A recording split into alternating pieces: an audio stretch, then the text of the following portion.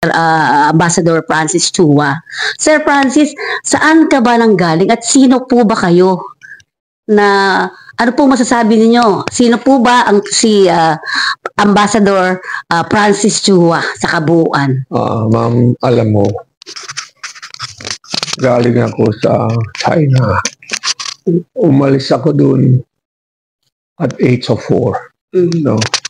Kami ho ay mahirap. No?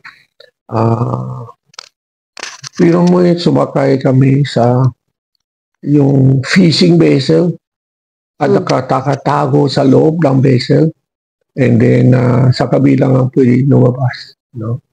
Hanggang nakalating kami sa Shenzhen. Doon po nandun kami sa Shenzhen.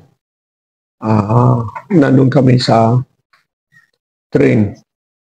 Ang masasabi ko, yung kinain ko sa Shenzhen, that's the best food I've tasted in my life.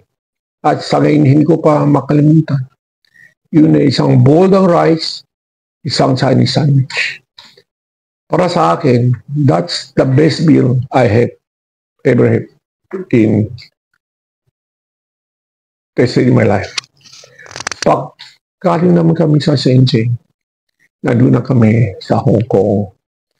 Sa Hong Kong, wala kami. Nakikitira kami sa bahay na may bahay. Nakupa lang kami. No?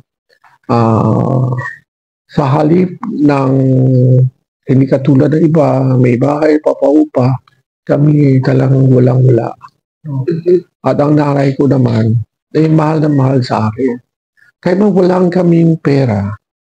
Everyday, alam mo, bumili siya ng lalawang mansanas. Sige,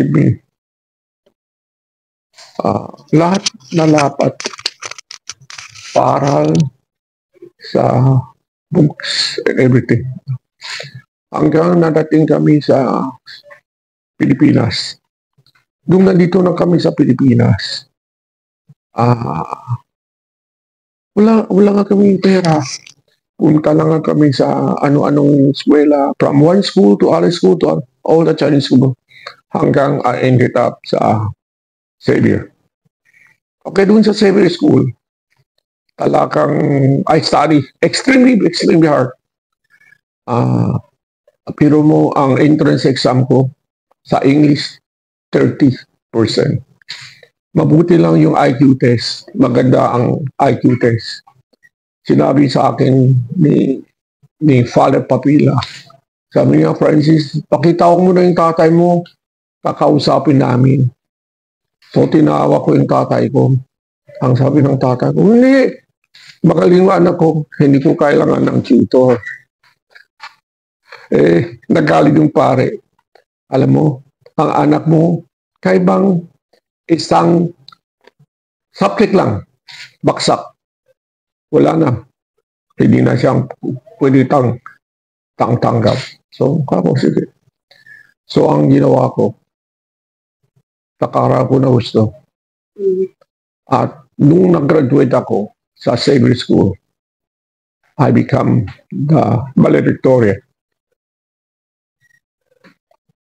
From there, napasok ko sa UP. No? Nakara ko sa UP Inertial Engineering. Kaya alam mo naman, yung mga school doon, puro yung mga teacher na hindi nagtuturo. Pagpasok ka sa eskwela, hindi ka naman tinuturo. Tinatanong lang kung meron ka itatanong. Siyempre, ang sabi ng estudyante, wala. Next chapter, hanggang ma-exam. Sa awa lang Diyos, si President Gloria Macapagal-Abiy, GMA, no? Ginawa akong special envoy to China. At doon ako nakilala, no? And dahil sa tatay ko, gustong-gustong pumasok sa Chinese Federation. Kaya ako, nagsisikap ako, pumasok ako sa local chapter sa probinsya hanggang naging akong representative dito sa federation. And I become the president. Kasi during that election, pinunta ko yung every single candidate. Pinakilala ko yung sarili ko. No? Walang hinto. After every session, I go to them, kinakausap ko, pinangako ko na ako'y talagang trabaho para sa kapong Chinese and Filipino. Kaya, nung ako'y natapos, as before natapos ako, ginawa ko na I created yung business franchise, a franchise between Singapore, Malaysia, and Hong Kong. A franchise that you could host the biggest meeting in the whole Asia. Lahat ng mga tao ay pupunta doon. And I remember, because pinunta ko sila lahat, all those people that I have met, they are the who's who, they are the leaders, the richest guy on the 3 countries. And then I was able to convince them to give Philippines the right to host that important World Chinese Association. Ang sinabi sa akin, Francis, marami yung kidnap sa Pilipinas. Ako, sige, kakausapin ko ang presidente. Pinuntahan ko si Gloria Macapagal Arroyo. Sabi niya, Francis, as a President of the Republic, I personally guarantee to you na talagang wala mangyayari dyan. So with that guarantee, bumalik ako sa kanila. Ako, ang guarantee ay galing sa no less than the President of Philippines. Okay na ba yan? Okay. Kaya I hosted that World Chinese Conference. Malaking pera ng kinita ng Federation tungkol siya. And after that, after me, so many presidents have tried. Hindi pa kaming binigay na second opportunity. Kaya sinabi ko sa presidente ko kay si Pedro Cecilio, ako, sir, kung kailan mo na tulong, sasama kita. Pupunta ko sa kanila at mag-host na sila dito. Sabi niya, hindi, nakausap ko na, wala na pag-asa. The earliest 2008. Ikaw ang presidente. Ikaw ang bahala. Diba? Kung akala mo, hindi po pwede. Hindi po pwede. No? Pero kung sabi niya sa akin ni Francis, sisikapin mo, gagawin natin immediately. Siyempre gagawin ko. Ako po naman ganun lang. Ako, lagi kong ino-offer sa mga kapwa ko kung ano kaya ko may tulong. Kung sabi nila hindi naman kailangan, okay lang sa akin. Wala naman magagawa sa akin. Kung sabi nila, Francis, kailangan ko na tulong, na pera, nandiyan ako. You could expect. Pero sir, mayaman ka na raw, sabi. It's not the issue of mayaman. Karaming tao dito, mayaman. Puso ba nila lumabas sa pera? It has nothing to do with the issue of may pera ka wala. The issue is, are we willing to help yun sa kapwa natin? Ito lang po. Salamat po. Okay. So sir, sa ngayon sir, anong mga activities meron ka? Meron kayong mga activities ngayon? Ano po yung mga ginagawa ngayon ni Mr. Ambassador Francis Chua? Ngayon, I'm already civil retired na. No? So, dano ko sa Bank of Commerce, I serve as the chairman. Yung AGCP, I bring them to the Philippines. No? Without me, they would never be in the Philippines. They make tons and tons of money as everybody claims. But I did not ask for anything. No? That service that I give them, I did not ask for any single centavos. But when they asked me to sit in the board, I accept. No? They could have offered me no less than Vice Chairman. Hindi naman siya na-offer. Bakit naman ako hindi ko naman kailangan? Francisco is Francisco. Lahat ng mga tao kilala naman nila kung sino si Francisco eh. So bakit ko pa hihingi? Hindi po ba? Pero hindi, ibig sabihin, yung yaman, wala yun sa inyo. Ang yaman is natin. Ang yaman igamit natin para sa kapwa, hindi para sa sarili. Kung ang pera mo hindi mo may gagamit sa kapwa, it's useless. Pakpatay ka na, malalala mo ba yung pera? Yun lang. So sir, anong mga activities na ginagawa nyo ngayon? Bukod dyan sa trabaho ninyo, meron pa bang ibang mga activities? Alam ko marami kayo natutulungan din ng mga Pilipino. Opo, pero ako naman. Pero hindi napapabalita. Hindi. As long as may lumapit, as long as people, nandyan ako. Pero paano ko naman pupunta lahat. Sa May Manila, meron kami mga picture nyo dun eh. Di ba? Okay, so sir, kasi ang natin ngayon, doon marami pa rin kasing mga, marami pinanggalingan katulad ninyo. Pero yung iba hindi nagiging successful. Ikaw po ba, naging successful ka? Ano yung dahilan kaya ka naging successful? Alam mo, no, there's no secret, there's no shortcut. Ang importante, pag may lumapit sa'yo ng tao, tulong mo. Kung siyempre, hindi siya lumapit, hindi ko na mahalang ko na katok ko sa bahay. Kung kailan ba. Pag ako naman, anytime na may kailangan, magsabi lang sa akin, malaman ko lang, handa naman akong tumulong. So sir, sa ngayon, gusto ko sanang kayo maging inspirasyon ng ating mga kapwa katulad ninyo o sa mga Pilipino. Ano po ba masasabi sa kanila? Ano pwede namin gawin? Isang bagay. Sipak at saka. Walang shortcut. Sipak at saka. Kahit mga nangyari sa buhay mo, hindi bali. Kaya ako nag-go dahil ko sinasabi sa mga kadis, wala kayong mangyari sa buhay ninyo. Ang kakari, kaya nang may mapapalo, and then saka binibigay na pera sa inyo. Nakaupo lang kayo dyan. Anong mangyari sa buhay ninyo? Lumabas kayo. Hanap kayo ng trabaho na maigi. No? Kung kailangan kayo natulong, sabi mo sa akin, itulong kita. Kaya magkaroon na kayo ng isang sari-sari store. At least, pagka sari-sari store, you're your own boss. And you could sell and you could have everything. Kaya sinasabi ko lang, sipak ang tao. Sipak na po. Sige. Sir, magandang tanghali ho. Dito meron tayong karagdagan ng question, katanungan lang ho ha. Opo. What are the key economic priority for our country at the moment? Ang nasasabi ko, si President naman, lumalabas sa bansa natin, nakikiusap man sa tao, mag-invest sila sa Pilipinas.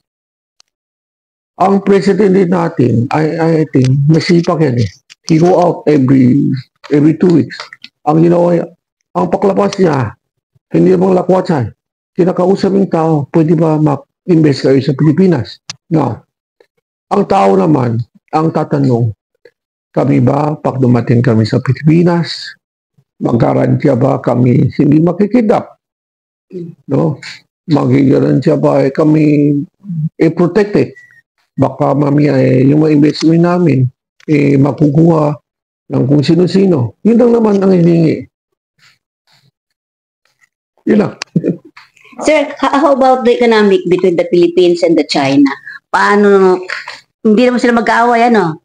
Kasi balita, medyo grabe-grabe. Wala. Never. Okay. So, paano kaya ang mangyayari, sir, para natin maayos yung sitwasyon na ngayon? Paano natin i-correct yun? Sabi ko po tayo, no, I'm willing to mediate if there are any misunderstanding. Kung ayaw ninyo mediation sa Pilipinas, ayaw ninyo sa China, Punta tayo sa Singapore. It's a country that's fair to everybody. No? And I'm part of International Chamber of Commerce. And meron po kaming katungkulan, no, to serve as a referee. And I am the founding chairman of International ICCP in the Philippines. We are willing to use our own money, to use our time, to use our space, to invite everybody. Kung gusto lang nila, pati yung ticket nila, air ticket, hotel, kami nang mabayad. Okay. So yung cooperation between the Philippines and China, pwede natin may ayos yun. Wala namang gusto talaga. Wala. Kasi napapabalita. Diba? Alam mo, ang naniniwala tayo, ito off the record, naniniwala tayo. Ano po kaya masasuggest nyo? Anong recommendation nyo para tayo ay magkaroon ng kooperasyon at magkakasundo? Okay. Una-una, kalimutan na natin yung barko. Kalimutan yung barko. It's a useless item. Tingnan mo you go to SM. No? Maundat ang SM. All the mall are owned by Chinese. Dapat Chinese mag-thankful sa atin Sa bahay ko, mga katulong, nurse ko, lahat Pilipino. Sila naman kusang tumutulong sa amin. Of course, you have to give compensation when compensation is due. But there's nothing to do with that. Si JR, parang kapatid ko yan No? Kaya man kung saan pumunta, sumasabay sa akin everywhere. And I also treat him like, so, ganun lang. Ang buhay, pantay-pantay tayo. Wala tayong, let's say, take one over against the people. Walang kwenta. Kasi hindi ka suplado, sir, no? Hindi ka suplado. Kita ko naman. Kasama ko. Okay. Sige. Ambassador, may katanungan tayo. Since di ba, yung ang Pilipinas, pinakauna ang Presidente, Senyor Ferdinand Marcos, with Imelda Marcos, go to China. Very closely, ang Philippines very close to China with Mao Zedong, nag-meet sila. Bakit bigla nagkaroon ng parang lumalalang away? Sa tingin mo, ano dapat gawin? Kasi parang yung anak niya alam ang history. Hindi kasalanan hindi kasalanan ang anak niya. No? Inuutyot lang siya ng ibang mga ibang tao. I will believe mo. Kilala ko si Bongbong personally. I meet him. Yung ambassador ng Peru try to introduce me to Bongbong. Sabi ni Bongbong, you don't need to introduce Francis. Kaya man sino sa Pilipinas, kilala nila. Lalo na, yung nanay niya, lalo na yung nanay niya. No? Malakas ako sa nanay niya. No? Pwede naman kayo magtanong, kaya man sino sa Pilipinas, kung meron humingi na tulong na kung tinutulong. Ang masama lang minsan, pagkakatulong mo. Kung yung tinutulong mo may kaaway, yun ang magagalit sa'yo. Okay. Sa experience niya, mga cultural exchanges natin, doon kasi tayo magbabatay, di ba, sir? Para magkasundo yung dalawa. Una, wala dapat ibang mga involved, no? Na countries, mga ganon. So ngayon, yung China collaboration on regional or global issues, sa tingin niyo po ba magkakaroon tayo ng mga changes o mga agreement with that?